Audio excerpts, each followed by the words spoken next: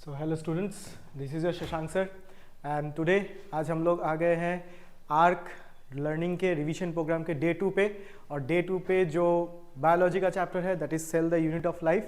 Now cell the unit of life acts as a base for both botany and zoology. ठीक है, botany और zoology दोनों में cell the unit of life का बहुत value है। क्वेश्चंस भी उतने ट्रिकी नहीं है, लेकिन हाँ, because of the length of the chapter students do find it difficult कि इसको पढ़ने में बहुत बोरिंग लग जाता है, right. So will try to keep our topic a very short and crisp so that सारे इंपॉर्टेंट पॉइंट्स आ जाए जहां से आप मैक्सिमम क्वेश्चंस अटेम्प्ट कर सको। ठीक है, right. So we are starting with this cell the unit of life, right, on our day 2। Will start with, ठीक है, कि व्हाट इज सेल, सेल है क्या। ठीक है, now when we are talking about cell, the cell is the structural and functional unit of life. Cell is structural and functional unit of life. ठीक है, cell is a structural and functional unit of life. ये basic definition है जो हम लोग छोटे से पढ़ते आ रहे हैं। ठीक है, now why do we call the cell as a structural and functional unit of life. ठीक है, बिकॉज हम लोग जो अपने को देखते हैं, हम लोग को एक पूरा ऑर्गेनिज्म दिखता है। ठीक है, हमको कुछ सेल दिखता नहीं है। So why do we call it as a structural and functional unit of life? Because there are unicellular organisms who are surviving. There are unicellular organisms who are surviving. A single cell that is surviving, a single cell that is surviving and doing everything that has to be done, right? जो मैं काम कर रहा हूँ वो single cell भी कर रहा है। ठीक है, now why do we call the cell as a structural and functional unit of life? Two statements prove this. पहला क्या है? The unicellular organisms are capable of independent existence. कि एक अगर ऐसा सेल है ये खुद ब खुद रहेगा, अपना काम करेगा, जिएगा, मरेगा, जो भी करना है, it is capable of doing it on its own, right. दूसरा, they perform essential functions of life. They perform the essential functions of life. जो मैं एज ए ऑर्गेनिज्म कर सकता हूं वो एक सेल खुद भी कर सकता है। ठीक है, right. Anything less than a complete structure of a cell does not ensure independent living. Anything less than a complete structure of the cell, एक सेल के पूरे कंप्लीट स्ट्रक्चर को राइट बनाने के लिए जो भी चीज चाहिए उसका भी थोड़ा भी एक भी चीज इधर उधर हुआ, so that would not ensure what living. समझ में आया कि नहीं है? करेक्ट है। That is why we call the cell as the structural and functional unit of life. So the question is एक सेल को बनाने के लिए तुमको चाहिए क्या? What do you require to make a cell? और क्या कंपोनेंट्स है जो तुम मिस आउट कर देने से it will not ensure its survival. ठीक है, so when you see what are the requirements for a cell, एक सेल बनाने के लिए अगर तुमको रिक्वायरमेंट्स है तो पहला रिक्वायरमेंट क्या है? तुमको एक सेल मेम्ब्रेन चाहिए, एक बाउंड्री चाहिए, राइट। तुम एक घर बना रहे हो, घर का अगर बाउंड्री नहीं होगा वो घर कभी बनेगा ही नहीं, right. So you require this cell membrane, right. उसके बाद यू रिक्वायर जेनेटिक मटेरियल। अरे सेल को काम करने के लिए एक उसका डिटेल्स चाहिए होगा, उसको ऑर्डर्स चाहिए होंगे, एक ब्लूप्रिंट चाहिए होगा। उस सेल के फंक्शनिंग का ब्लूप्रिंट कौन है? जेनेटिक मटेरियल है, राइट। तो इससे एक स्टेटमेंट निकलता है कि all cells have genetic material चाहिए, राइट। उसके बाद unit components such as cell organelles, right, that makes up your cell. अच्छा, इसमें से when we say cell, right, certain cell organelles compulsory होते हैं, without that you can not make, ठीक है, cannot make the cell. That one of the compulsory cell organelle is ribosome. Direct question है, it is a compulsory cell organism. And उसके अलावा you require channels through which substances can move across the cell. So ultimately एक cell बनाने के लिए आपको चाहिए cell membrane, right, genetic material चाहिए, राइट, सेल ऑर्गेनेलिस चाहिए, जिसमें से कंपल्सरी सेल ऑर्गेनेल क्या है? राइबोसोम है। And then you require channels through which substances can move across the cell. समझ में आया? So this is the requirement of a cell. ठीक है, सो पहला ये दो स्टेटमेंट, साइंटिस्ट का नाम हमको याद करके रखना है when you look at the name of the scientist, right, कि एंटोन वॉन लुइनहॉक, ये एंटोनी है, NIE। ठीक है, Anton von Leeuwenhoek first saw and described a live cell. उन्होंने एक लाइव सेल किसने देखा? AV लुइनहॉक ने लाइव सेल देखा। Whereas Robert Brown discovers the nucleus. Live cell देखा। अभी एक चीज ध्यान पे रखना है कि when are talking about live cell, how can we separate from a dead cell? एक डेड सेल और एक लाइव सेल के बीच का डिफरेंस क्या है? What is the difference when I talk about live cell and when I talk about a dead cell? Difference क्या है? What can be the difference, right? So when we talk about the difference between a live cell and a dead cell, एक simple आता है, जितना भी living organism है, all living organisms have cell membrane. कोई भी लिविंग सेल होगा उसके पास क्या रहेगा? एक लिविंग सेल के पास रहेगा सेल मेम्ब्रेन, एक लिविंग सेल के पास रहेगा सेल मेम्ब्रेन. लेकिन अगर सेल डेड है, if the cell is dead, right, it will not have what? It will not have cell membrane. So presence or absence of cell membrane makes the difference कि is your cell alive or is your cell dead. ठीक है? सो ये वाला हो जाता है हमारा cell membrane का. ठीक है, तो कुछ इंपॉर्टेंट चीजें, राइट, कि जब हम लोग सेल पढ़ेंगे, द फर्स्ट इंपॉर्टेंट थिंग्स और क्वेश्चन जहां से आता है सेल थ्योरी. ठीक है, सेल थ्योरी, राइट. और बेसिकली सेल थ्योरी किसने किया था? स्लाइडेन एंड श्वान ने. Schleiden and Schwann, right, which was later modified by Virchow. Schleiden and Schwann which was later modified by Virchow. एक चीज आप ध्यान रखिएगा कि both of them were German. ये हमेशा याद रखिएगा, ये चेंज हो चुका है. Both of them were German, जैसे हम लोगों ने यहां पे बताया है. करेक्ट है, राइट. जे यहां पे आपको both of them are German. Correct है. एक बोटैनिस्ट थे, एक जूलॉजिस्ट थे. Both of them were German, right. Now cell theory as modified by Virchow, एक ही साथ में हम लोग को कैसे याद करके रखना है कि all living organisms are composed of cell. All living organisms are composed of what?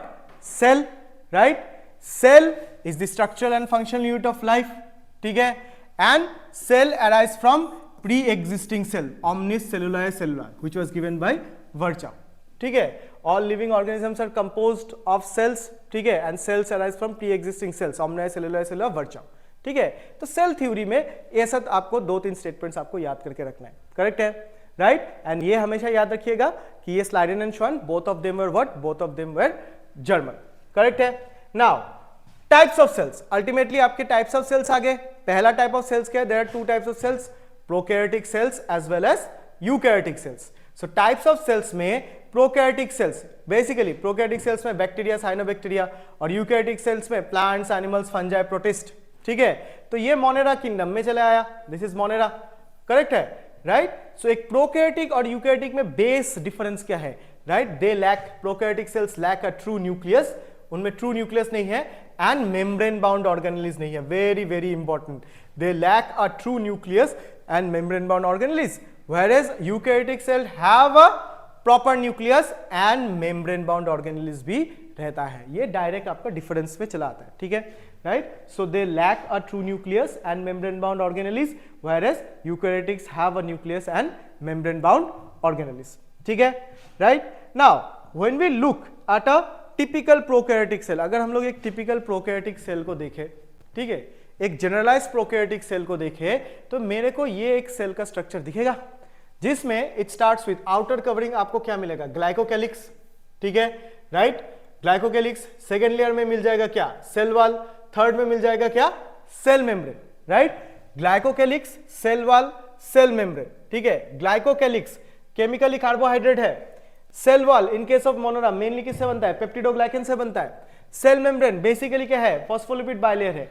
तो ये तीन स्ट्रक्चरली एंड फंक्शनली अलग अलग है. All of them are structurally functionally different, but when you consider them together they form a single protective covering. They form a single protective covering which is called as the cell envelope. ठीक है, उसके बाद आपका cell surface structure आ जाता है, starting with flagella, फिर fimbriae, फिर पिलाई. राइट, इसमें से फ्लैजेला क्या है? मोटाइल स्ट्रक्चर है, ये मोटिलिटी में हेल्प करता है, motile. Whereas fimbriae and pili are non motile structures, ये मोटिलिटी में हेल्प नहीं करते हैं. Apart from that you will find infoldings. ये सेल मेम्ब्रेन कभी कभी क्या होता है? इनफोल्डिंग कर लेता है, which is called as मेसोसोम्स.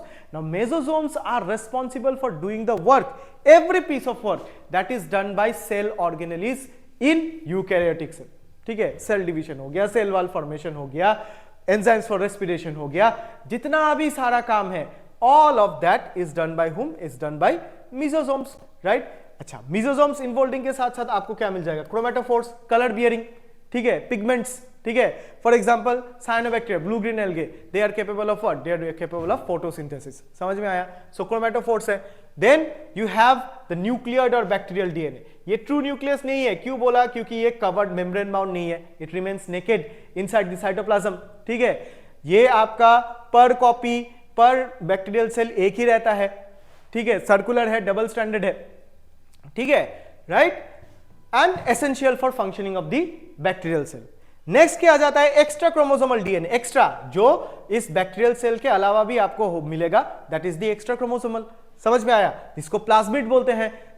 Question, क्या प्लाज्मिड हर बैक्टीरिया में मिलेगा? नहीं, किसी में रहेगा, किसी में नहीं रहेगा, ठीक है, इसलिए इसको क्या बोलते हैं? Extra chromosomal. एंड इनको इसके पास क्या रहता है? मल्टीपल कॉपीज पर बैक्टीरियल सेल रहता है, ठीक है। उसके बाद आपको मिल जाएगा राइबोसोम, कंपलसरी सेल ऑर्गेनेल है, वो चाहिए ही चाहिए राइबोसोम, आपको प्रोटीन सिंथेसिस में हेल्प करेगा राइबोसोम, करेक्ट है। And then you have in case of your prokaryotic cell inclusion bodies, ये स्टोरेज बॉडीज है, ये स्टोर करते हैं। समझ में आया? They are capable of storing, ठीक है। So this is a basic structure, this is a basic structure of a क्या? Bacterial cell. क्वेश्चन, क्या सारे स्ट्रक्चर हर बैक्टीरियल सेल में रहेंगे? नहीं, not all bacterial cell will have all the structures, some will have some will have others। जैसे for example chromatophores का बात बोल लो, chromatophores are only present in blue green algae, cyanobacteria. Chromatophores दूसरे और कहीं पे भी नहीं मिलेगा, ठीक है। Flagella, not all bacteria produce flagella, सबके पास नहीं है। Plasmid, not all bacteria produce plasmid, right, लेकिन जिसके पास है उसका एडेप्टिव कैरेक्टर थोड़ा बढ़ जाता है।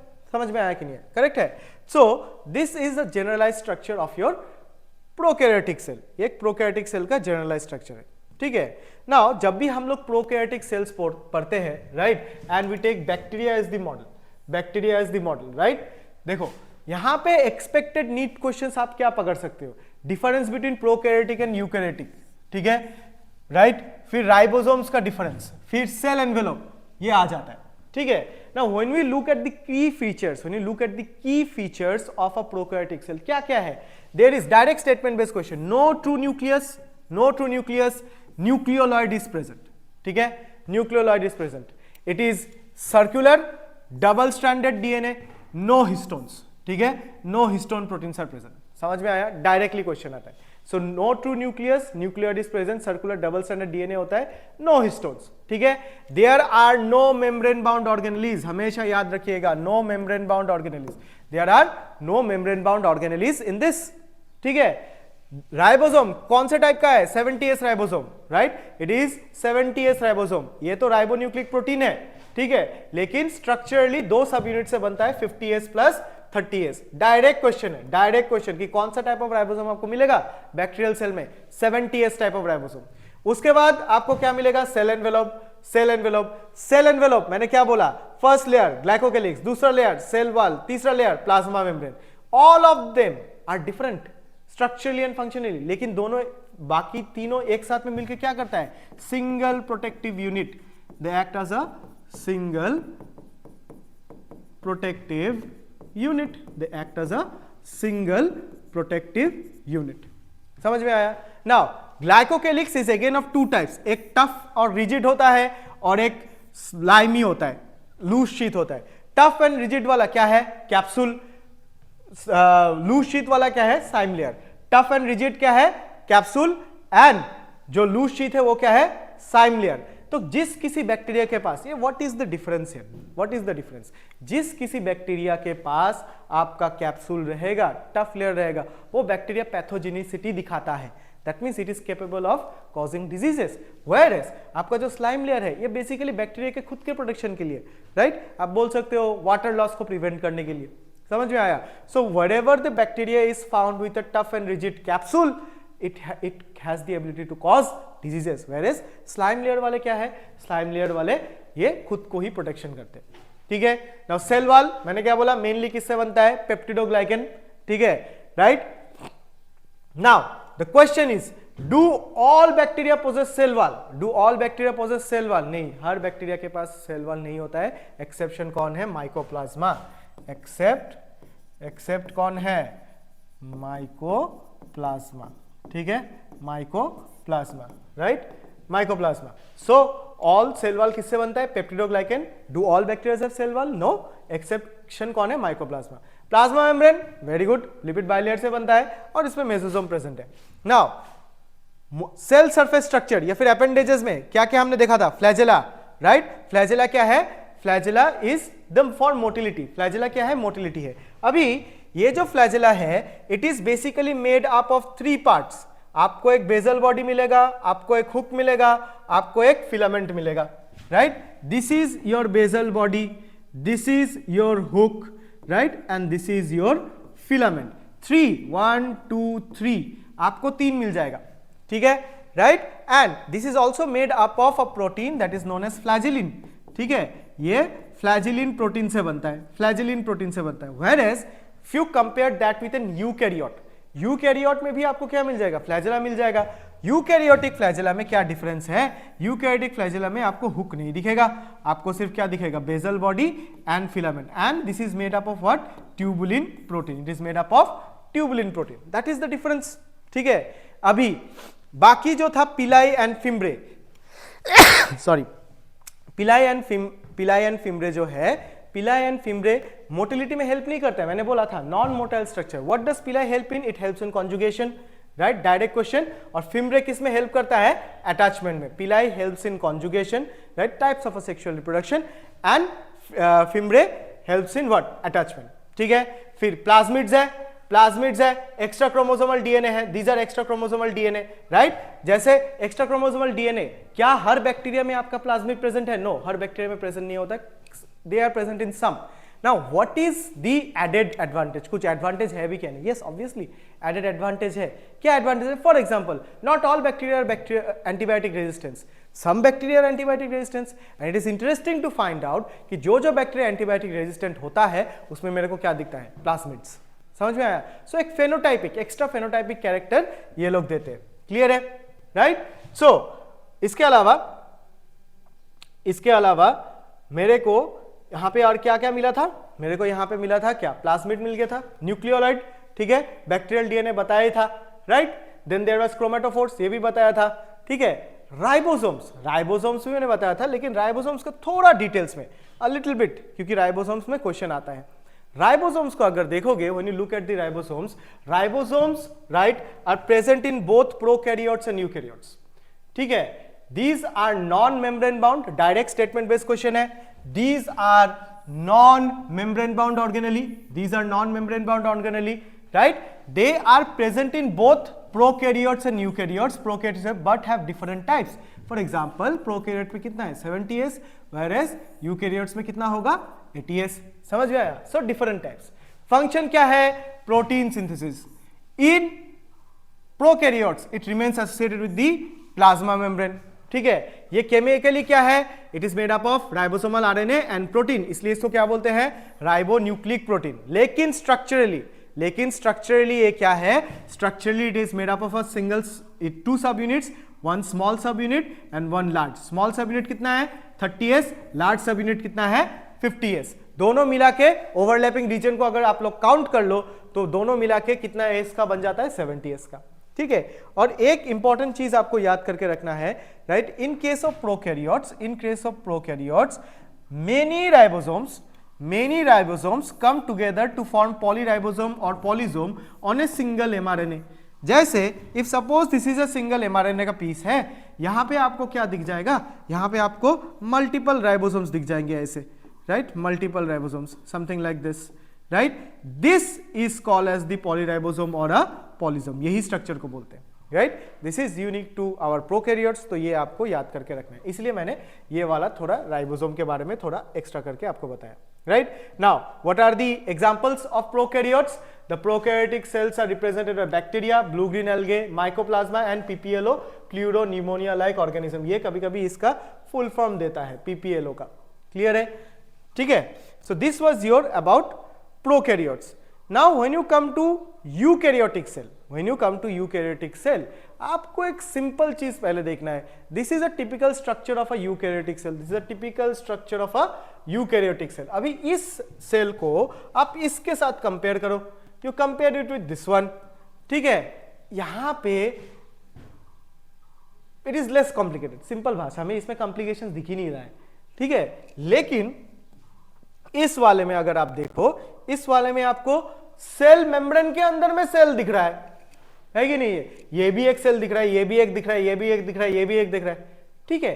दैट मीन्स ये जो आपका कंपोनेंट है, ये जो आपका कंपोनेंट है eukaryotic cell, it is defined by presence of a true nucleus, right, well defined nucleus है अलोंग विथ सेल ऑर्गेनेलिस। ये जो एक्स्ट्रा एक्स्ट्रा सेल दिख रहा है ना, ये सब क्या है, these are all cell organelles. और अगर आप सेल ऑर्गेनेलिस दिखोगे, सेल ऑर्गेनेलिस में आपको न्यूक्लियस, न्यूक्लियोलस, ठीक है, फिर आपको राइबोसोम, गोल्गी बॉडीज, फिर आपको lysosomes, vesicles, vacuole, chloroplast, peroxisome, mitochondria दिखेगा, right. So some of them, for example मैंने अगर राइबोसोम को उठा लिया, ये नॉन मेम्ब्रेन बाउंड है, right, present in both prokaryote and eukaryote, but this जैसे वैक्यूल हो गया, फिर आपका पेरोक्सिसोम हो गया, ठीक है, फिर आपका वेसिकल हो गया, माइटोकॉन्ड्रिया हो गया, क्लोरोप्लास्ट हो गया, ये मेम्ब्रेन बाउंड है।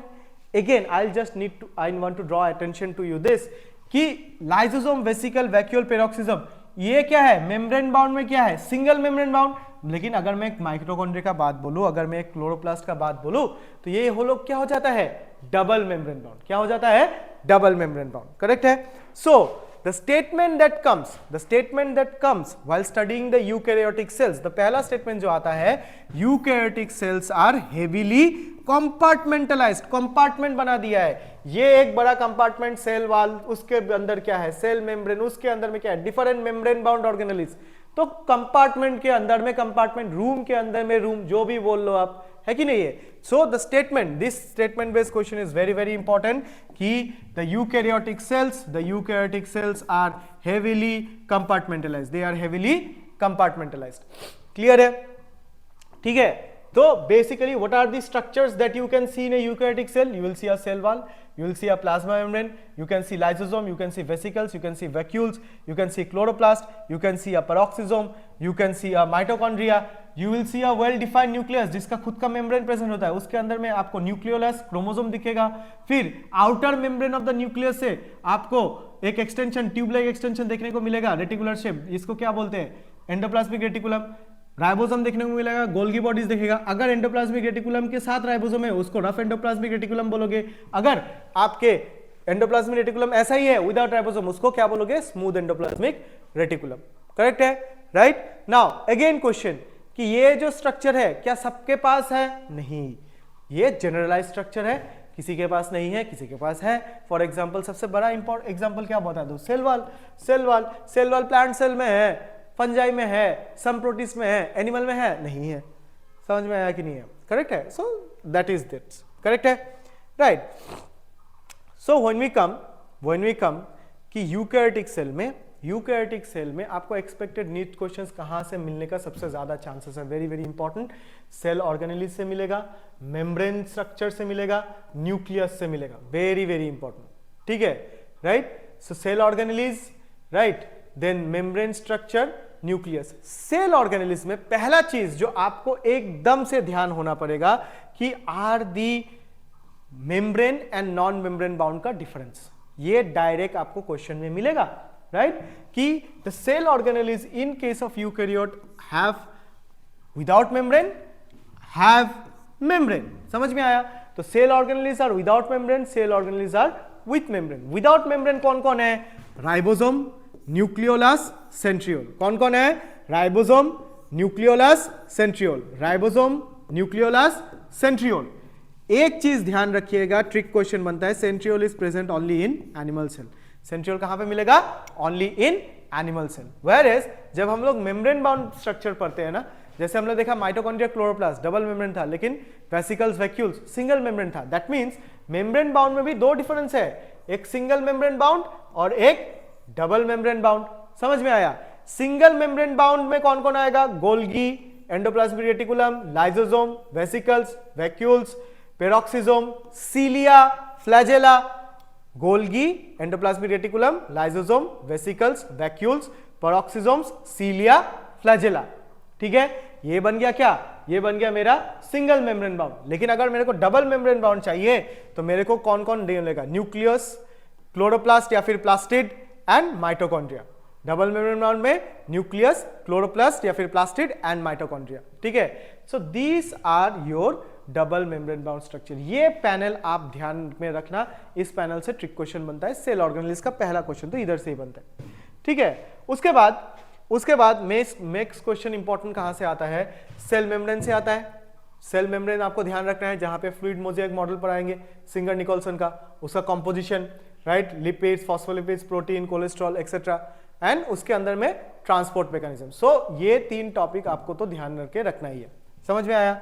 करेक्ट है। नाउ ये जो हम लोगों ने सेल मेम्ब्रेन दिखा, ये जो हमने सेल मेम्ब्रेन देखा, राइट, अभी सेल मेम्ब्रेन में हम लोग जब देखते हैं, right, the cell membrane is basically, हम लोग कौन सा मॉडल पढ़ते हैं, फ्लूइड मोज़ेक मॉडल, ठीक है। किसने दिया था, सिंगर एंड निकोलसन ने। It is composed of what, lipids, proteins and carbohydrates, lipids, proteins and carbohydrates, ठीक है।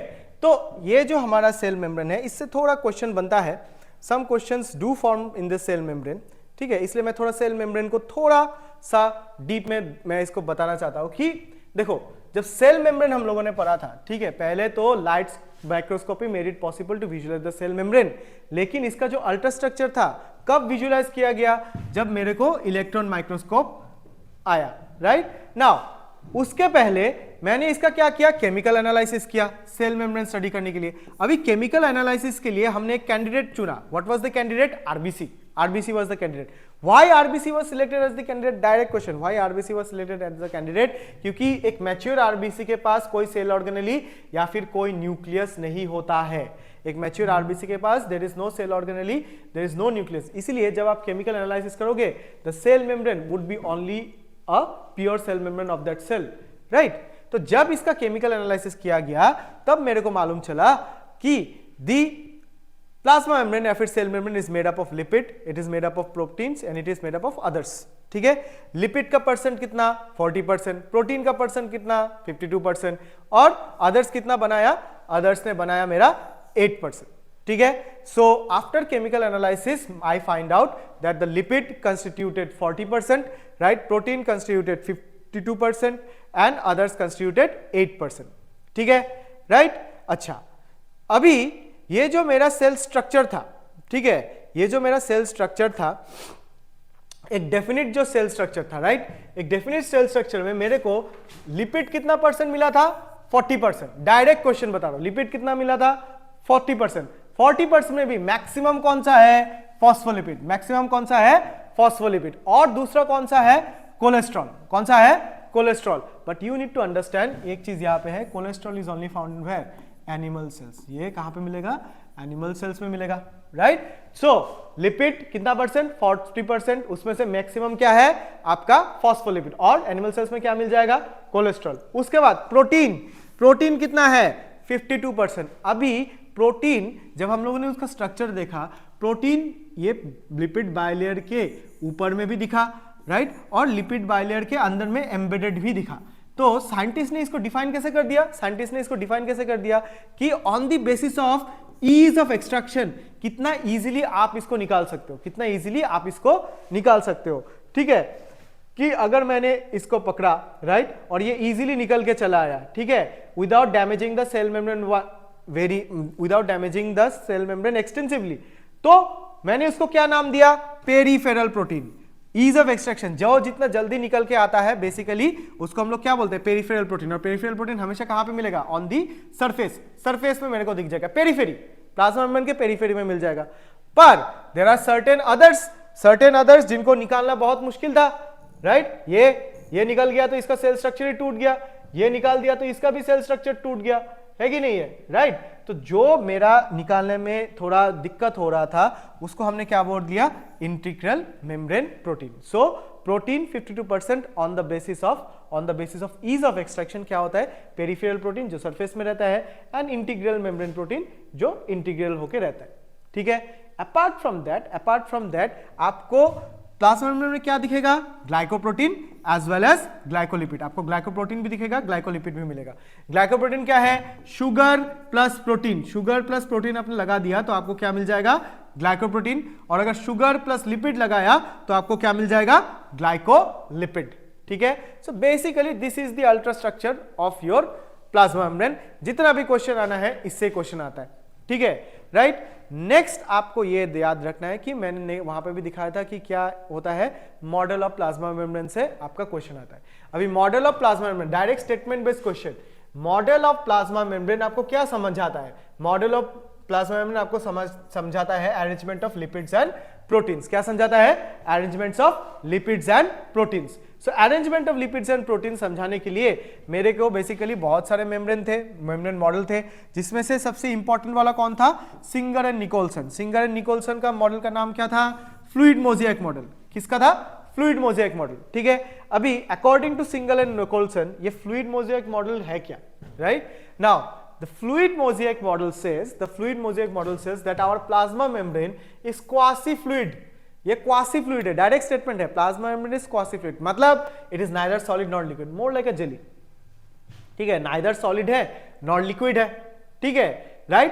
and the fluid mosaic model, the plasma membrane shows membrane fluidity। Membrane fluidity दिखाता है ना। What is membrane fluidity? Membrane fluidity वो लोग ये बताते हैं कि जो प्रोटीन थे ना, the protein could do lateral movement, move कर सकता है। Suppose this was the protein, ये प्रोटीन अगर चाहे तो ये चल के इधर भी आ सकता है, ये चल के वापस इधर भी आ सकता है। Laterally they can move, laterally ऐसे ऐसे मूव कर सकता है, यहां से यहां से यहां, लैटरल मूवमेंट कर सकता है। So because they can move at a free will, ठीक है। तो ये क्या बताता है? ये हमको बताता है कि the membrane shows fluidity. Two statements है कि the plasma membrane is quasi fluid, right, it is neither solid nor liquid, and the protein क्या दिखाता है? Lateral movement, that is why it the membrane shows fluidity. इसके अलावा हमारे book में नहीं है, लेकिन आपका ये जो लिपिड है ना, लिपिड बाइलेयर, राइट, ये ऊपर का नीचे आ सकते हैं, नीचे का ऊपर जा सकता है। This is called as the flip flop movement. इसको हम लोग क्या बोलते हैं? Flip flop movement, right. So because of this, so plasma membrane according to Singer Nicolson क्या था? ये क्वासी फ्लूइड था, neither solid nor liquid, and the plasma membrane showed fluidity, right. So protein shows our lateral movement, इसलिए इसको क्या बोल दिया? Membrane fluid बोलता दिया। क्लियर है? ठीक है। और इसके बाद मैंने क्या बोला कि आपका रोल, प्लाज्मा मेम्ब्रेन का रोल, उससे क्वेश्चन आता है, राइट, कि प्लाज्मा मेम्ब्रेन का एक्चुअल रोल क्या है, ठीक है, ठीक है। हम लोग का प्लाज्मा मेम्ब्रेन क्या है? Selectively permeable. Our plasma membrane is what? Our plasma membrane is selectively permeable. Selectively permeable, selectively permeable का मतलब movement of both solvent and solute. लेकिन एक और मेम्ब्रेन है which is also what? Semi permeable. और ये सेमी परमिएबल क्या है? Movement of only solvent allowed है, ठीक है। तो हमारा क्या है? हमारा प्लाज्मा मेम्ब्रेन सिलेक्टिवली परमिएबल है, अभी सॉल्वेंट तो मूव करेगा ही। इसके अलावा this also helps in transport of substances across the membrane, transport of substances across the membrane. तो ट्रांसपोर्ट कैसे हो सकता है? बल्क में हो सकता है, बल्क में हो सकता है, या फिर स्पेसिफिक होता है। अगर बल्क में होता है that can be called as endocytosis, bulk में अंदर में लेके आना, और अगर बल्क से बाहर निकल रहा है that is called as exocytosis. Endocytosis, exocytosis. एक चीज आप ध्यान रखिएगा कि अगर आप एंडोसाइटोसिस बोल रहे हो, बल्क में अंदर लेके आ रहे हो, तो अगर सॉलिड है, if solid food is coming inside, ठीक है, बल्क में, उसको हम लोग क्या बोलेंगे? फैगोसाइटोसिस। और अगर लिक्विड अंदर आ रहा है बल्क में, उसको हम क्या बोलेंगे? पिनोसाइटोसिस। तो अगर आपका एंडोसाइटोसिस में इफ सॉलिड इज देयर, अगर सॉलिड है, इसको क्या बोलोगे? फैगोसाइटोसिस। और अगर लिक्विड है, इफ इट इज लिक्विड, तो इसको क्या बोलोगे? पिनोसाइटोसिस। क्लियर है, राइट। और स्पेसिफिक में, तो स्पेसिफिक में अल्टीमेटली क्या है? आपका मॉलिक्यूल्स ट्रांसपोर्ट होता है, ठीक है, molecule such as gases, sodium, glucose etcetera, ठीक है। तो ये स्पेसिफिकली ट्रैवल होता है। तो एक समराइज पॉइंट, ठीक है, कि आप स्पेसिफिकली क्या क्या ट्रांसपोर्ट कर सकते हो। आप लोग गैस ट्रांसपोर्ट कर सकते हो। कैसे ट्रांसपोर्ट होगा? Simple diffusion. कैसे? Simple diffusion. प्रेशर ग्रेडियंट बना लो, हायर टू लोअर, ट्रांसपोर्ट हो गया। वाटर अगेन डिफ्यूजन होगा, लेकिन इसको स्पेशल केस ऑफ डिफ्यूजन बोलेंगे ऑस्मोसिस। सो वाटर का डिफ्यूजन हमेशा क्या होगा? Osmosis. From dilute to concentrated, water हमेशा डाइल्यूट से कंसंट्रेटेड में आएगा। लिपिड स्टेरॉइड्स नॉन पोलर है, ये डायरेक्टली अंदर डिफ्यूज कर जाएगा, डिफ्यूजन करेगा, ठीक है। लेकिन अगर पोलर है, वाटर सोल्यूबल है, डायरेक्ट एंट्री नहीं है, glucose fructose, so they can go for right passive transport और they can go for active transport. Passive transport higher to lower चला आएगा right for the concentration gradient, whereas active transport में क्या होगा, lower to higher against the concentration gradient. तो यहां पे आपको इसका ध्यान रख के रखना है कि ग्लूकोज, फ्रुक्टोज, सोडियम, पोटेशियम और आपका क्लोराइड, ये सब तो पोलर मॉलिक्यूल्स है। Polar molecules water soluble directly plasma membrane को क्रॉस नहीं कर सकते, तो ये जाते कैसे हैं, basically the transport of polar molecules such as glucose and fructose, ये किसके किसके थ्रू होता है, सोडियम चैनल्स के थ्रू या फिर पंप्स के थ्रू, ठीक है राइट। सो ग्लूकोज और fructose basically higher to lower से चले जाते हैं again for the concentration gradient through channels. किसके थ्रू जाते हैं, channels. Same sodium and potassium भी हायर टू लोअर में चले जाते हैं, किसके थ्रू, चैनल्स। स्पेसिफिक है, स्पेसिफिक चैनल्स के थ्रू ही जा सकते हैं अगर कंसंट्रेशन ग्रेडियंट बना है, लेकिन अगर कंसंट्रेशन ग्रेडियंट के अगेंस्ट में जाना है तो हमेशा क्या यूज करना पड़ेगा, pumps. Pumps are utilized for active transport या फिर लोअर टू हायर कंसंट्रेशन में जाने के लिए। क्लियर है। So this is what the function of your plasma membrane summarized। तो इस चैप्टर में प्लाज्मा मेम्ब्रेन को थोड़ा ध्यान से पढ़ना है, यहां से क्वेश्चंस आने का बहुत चांसेस बनता है, ठीक है। Now after completing the plasma membrane हमको यहां पे और क्या क्या देखना था कि प्लाज्मा मेम्ब्रेन हो गया था। प्लाज्मा मेम्ब्रेन के बाद when you look at cell wall directly, it is present in plants right, fungi and some protist, composed of basically plants में क्या है, सेलुलोज मेनली, फंजाई में क्या है, काइटिन से बना हुआ है, ठीक है। देन साइटोप्लाज्म आएगा, cytoplasm contain cell organelles and cytoskeletal elements, microfilaments, microtubules, ठीक है, इंटरमीडिएट फिलामेंट्स, साइटोस्केलेटल एलिमेंट्स रहेगा। तो साइटोप्लाज्म कंटेन्स सेल और contains organelles and cytoskeleton, whereas nucleus it is the control centre of the cell. क्या क्या रहता है इसके पास, क्रोमेटिन रहता है, डीएनए प्लस प्रोटीन्स भी रहता है, ठीक है। उसके बाद nuclear envelope is present with pores, nuclear envelope is present with pores. कहने का मतलब है कि अगर मैं अपना न्यूक्लियस ड्रॉ करूं ऐसे, न्यूक्लियस ऐसे ड्रॉ करूं तो ये डबल मेम्ब्रेन है, ये डबल मेम्ब्रेन बाउंड है, लेकिन इस डबल मेम्ब्रेन बाउंड में आपको ऐसा पोर्स दिख जाएगा राइट, पोर्स दिख जाएगा जो न्यूक्लियोप्लाज्म और साइटोप्लाज्म के बीच में क्या रखता है, कंटिन्यूटी रखता है। समझ में आया right. Then you have the endoplasmic reticulum. Endoplasmic reticulum कहां से निकल के आता है, endoplasmic reticulum outer membrane of the nuclear membrane से निकल के आता है, ऐसे रेटिकुलर स्ट्रक्चर बनाता है, ठीक है, ऐसे रेटिकुलर स्ट्रक्चर बना के जाता है, correct. So this is your endoplasmic reticulum. अगर एंडोप्लाज्मिक रेटिकुलम के ऊपर आपको राइबोसोम अटैच होता हुआ दिख जाए राइट, अगर राइबोसोम अटैच हुआ दिख जाए तो ये क्या बन जाता है, रफ एंडोप्लाज्मिक रेटिकुलम, अगर राइबोसोम है तो। अगर राइबोसोम नहीं है, अगर राइबोसोम नहीं है तो इसको हम लोग क्या बोलेंगे, स्मूथ एंडोप्लाज्मिक रेटिकुलम, ठीक है राइट। अच्छा, रफ एंडोप्लाज्मिक रेटिकुलम किस लिए चाहिए, रफ एंडोप्लाज्मिक रेटिकुलम चाहिए किसके लिए, डायरेक्ट क्वेश्चन है, प्रोटीन सिंथेसिस। किसके लिए, protein synthesis. Whereas smooth endoplasmic reticulum किस लिए चाहते हैं, the lipid synthesis and detoxification के लिए भी चाहिए, ठीक है। So rough endoplasmic reticulum is attached protein synthesis, ribosome is attached utilized for what, protein synthesis, और smooth endoplasmic reticulum lipid synthesis के लिए चाहिए होता है, डायरेक्ट क्वेश्चन है, ठीक है। उसके बाद कौन कौन आता है, Golgi apparatus. Golgi apparatus directly, direct question क्या है, modification, cell modification, cell sorting, cell packaging and sending it to intracellular या फिर एक्स्ट्रासेलुलर टारगेट्स, ठीक है। So it modifies, it sorts, it packages proteins and lipids and send it to intracellular या फिर extracellular targets. Golgi का यही function है। Lysosome, lysosome क्या है, contains digestive enzymes, hydrolytic enzymes रहता है इसके पास, लाइपेज, प्रोटीएज, कार्बोहाइड्रेट्स, न्यूक्लियेजेस, ठीक है। सो इनके पास आपको डाइजेस्टिव एंजाइम्स मिलेगा और ये intracellular digestion and autophagy, autophagy cell recycling में भी मिल सकता है। These are also called as what, suicidal bags. इनको क्या बोलते हैं ना, इनको सुसाइडल बैग्स भी बोलते हैं। These are also called as suicidal bags. Clear है। उसके बाद mitochondria, very good, very important है। Mitochondria it is the power house of the cell, it is the site of aerobic respiration. सबसे बढ़िया double membrane bound है, खुद का DNA है, 70S राइबोसोम है।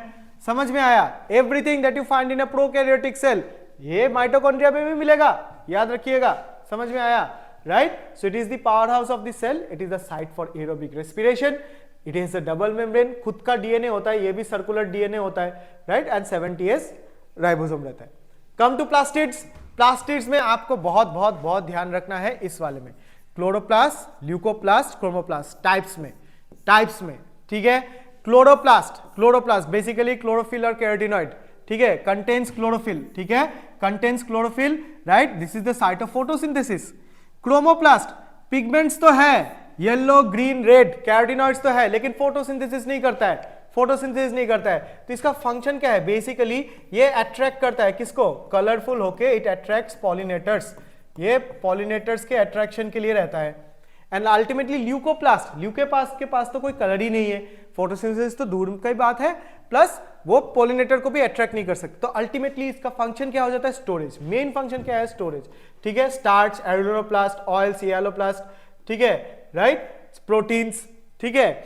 सो स्टार्च, ऑयल्स एंड प्रोटीन्स को ये स्टोर करके रख सकता है, ठीक है, राइट। सो ये तीन बहुत इंपॉर्टेंट है। Chloroplast site of photosynthesis, contains chlorophyll, leucoplast excess storage for starch, oils and proteins, chromoplast pigment synthesis करता है and it attracts pigment synthesis, ये फोटोसिंथेसिस नहीं करता है लेकिन इट अट्रैक्ट्स दी पॉलिनेटर्स, ठीक है। फिर कौन आता है? वक्यूल्स आपको क्या करके देगा? स्टोरेज देगा, waste disposal and maintaining the turgor pressure, ठीक है। क्योंकि बेसिकली वक्यूल्स में क्या होता है ना, वैक्यूल्स में क्या होता है आपका, if I talk about the plant vacuole, ठीक है ना, प्लांट वैक्यूल जो सैप वैक्यूल है, 90% of the portion of the plant cell is covered up by our sap vacuole, ठीक है। इसका जो मेम्ब्रेन है, ठीक है, इसको टोनोप्लास्ट बोलते हैं। टोनोप्लास्ट में क्या लगा होता है? पंप, और पंप हमेशा क्या करता है? Against the concentration gradient ions को अंदर खींचता रहता है। The more the ions inside the vacuole, the more concentrated it is and more the water can be sucked inside and thus it creates a turgid pressure, ठीक है। So it storage, water disposal and maintaining the turgor pressure. इसके बाद आपको क्या मिलेगा? Ribosomes, ठीक है। Ribosomes again site of protein synthesis है, 80S in eukaryotes, 70S in prokaryotes, right. उसके बाद आपको क्या मिलेगा? Cytoskeletal elements. It provides structure and facilitates movement, direct है, composed of microtubules, microfilaments and intermediate filaments, correct है। एंड अल्टीमेटली यहां पे क्या मिलेगा आप मेरे को? Centrioles.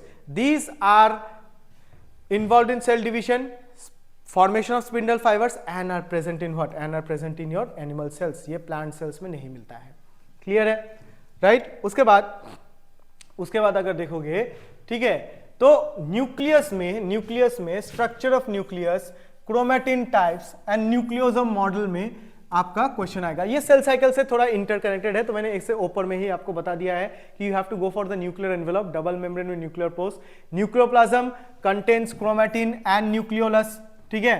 Chromatin types, euchromatin, heterochromatin आपको देखना है। न्यूक्लियोसोम का model, right, DNA wraps around histone proteins, H2A, H2B, H3, H4, H1 helping in cell packaging. तो ये आपको थोड़ा सेल साइकिल से ये वाला थोड़ा इसको याद करके रखना है, रिलेटेड पोर्शन है, ठीक है, राइट। एंड अगेन यहां से phases of cell cycle, difference of mitosis and meiosis, इससे भी आपको क्वेश्चन आएगा, रिलेटेड ही है न्यूक्लियस का, इसलिए यहीं पे बता रहा हूं, right. Cell cycle phases, interphase जिसमें G1, S, G2, M phase, mitosis, prophase, metaphase, anaphase, telophase, cytokinesis, meiosis, ठीक है। ये सेल साइकिल वाला पार्ट अगर आप न्यूक्लियस के साथ यही से आप इसको कंटिन्यू करोगे तब आपका क्या बनेगा? एक कंटिन्यूएशन बनेगा एंड कंटिन्यूएशन से चैप्टर भी क्लियर रहेगा, ठीक है। तो एक्सपेक्टेड क्वेश्चंस तो इधर से आने वाले हैं, करेक्ट है, राइट। नाउ की डिफरेंसेस कि इस चैप्टर में आपको आपको क्या देखना है, की डिफरेंसेस कि कौन से क्वेश्चन आता है। आपको प्लांट और एनिमल सेल का डिफरेंस देखना पड़ेगा, प्लांट एंड एनिमल सेल का डिफरेंस देखना पड़ेगा। अभी प्लांट और एनिमल सेल का अगर आप डिफरेंस देखोगे, राइट, सेल वाल अगर देखोगे, प्लांट सेल में प्रेजेंट है, एनिमल सेल में एब्सेंट है। प्लास्टिड प्लांट सेल में प्रेजेंट है, एनिमल सेल में एब्सेंट है। सेंट्रियोल्स प्लांट सेल में एब्सेंट है, एनिमल सेल में प्रेजेंट है। Vacuoles large and central, whereas animal cell में स्मॉल एंड मल्टीपल है, राइट। प्रोकैरियोटिक और यूकैरियोटिक में भी आता है। न्यूक्लियस, ठीक है, वेल डिफाइंड एब्सेंट है, यहां पे प्रेजेंट है। No membrane bound organelles, membrane bound organelles present है। राइबोसोम 70S का, इधर पे क्या है? 80S। और cell division, binary fission and यहां पे क्या होता है? माइटोसिस एंड मेयोसिस से ये वाला होता है। सो की डिफरेंस यहां पे आपको ये याद करके रखना है, राइट। देयर आफ्टर कि ये स्टेटमेंट आपको याद करके रखना है कि माइटोकॉन्ड्रिया, इसके पास 70S का राइबोसोम, इसका खुद का डीएनए, ठीक है, राइट। इसके पास भी सेम 70S का राइबोसोम, खुद का डीएनए, रहते हैं, मतलब क्या, प्रोकैरियोटिक सेल के साथ मिलता है लेकिन प्रेजेंट कहां पे है, यूकैरियोटिक। तो ये एक थ्योरी है, endosymbiotic theory, which says that कि mitochondria and chloroplast were once free living bacteria. ठीक है, राइट। सो प्रोकैरियोटिक और eukaryotic ribosome, right. 70S prokaryotes में मिलेगा, माइटोकॉन्ड्रिया में मिलेगा, क्लोरोप्लास्ट में मिलेगा। 80S किधर पे मिलेगा, ओनली यूकैरियोटिक साइटोसोम। ठीक है। Membranes, cell organelles, double membrane, mitochondria, chloroplast, nucleus. Without membrane, ribosome, cytoskeleton, centrioles. याद रखना, these are without membrane. Direct question पूछता है इधर से। ठीक है। देयर आफ्टर कि इस चैप्टर से ओवरऑल एक्सपेक्टेड क्वेश्चंस किधर से आता है, एक्सपेक्टेड क्वेश्चंस आपको किधर से मिलेगा। Cell theory and its postulates, very very important. Structure and function of the cell organelles, specifically क्या, माइटोकॉन्ड्रिया, क्लोरोप्लास्ट, ईआर, गोल्गी, इधर से आएगा। Difference between prokaryotic and eukaryotic cells, fluid mosaic model, right. अच्छा, ये तो सेल साइकिल से चला आया, this was from the cell cycle chapter only, तो ये आपको देखना है। Ribosome types, function of lysosome, structure and function of the nucleus, very very important. ठीक है। And role of cytoskeleton, maintaining the cell, role of cytoskeleton. Expected questions है, आपको ये ध्यान रख के रखना है। क्लियर है, राइट। सो यहां तक ये एक क्विक रिवीजन, एक ओवरऑल रिवीजन आपका यहां तक खत्म होता है। ठीक है। Just go through the videos again, on day 2 you will have 90 questions to attempt. ठीक है, ये बेस है, राइट। आने के टाइम में, एग्जाम देने के आने के पहले इसको इसके थ्रू चले जाना। ठीक है, क्वेश्चंस आपका सॉल्व होगा, राइट। ये बेस है, बेस को आपको डेवलप करना है, that's it. This is for just quick revision, yes, enough to solve, but then again you have to rely on your notes as well as NCERT. Those are the two prime weapons against solving any question. Clear है, ठीक है। So ज्यादा complicated question बनता नहीं है, but lengthy chapter है, इसलिए थोड़ा बहुत क्वेश्चंस पढ़ने में या फिर सॉल्व करने में दिक्कत आ सकता है। But once you go through it once again and again along with this short revision, आपका क्वेश्चंस बन जाएगा। ठीक है, तो मिलते हैं on day 3 along with another chapter. Thank you very much.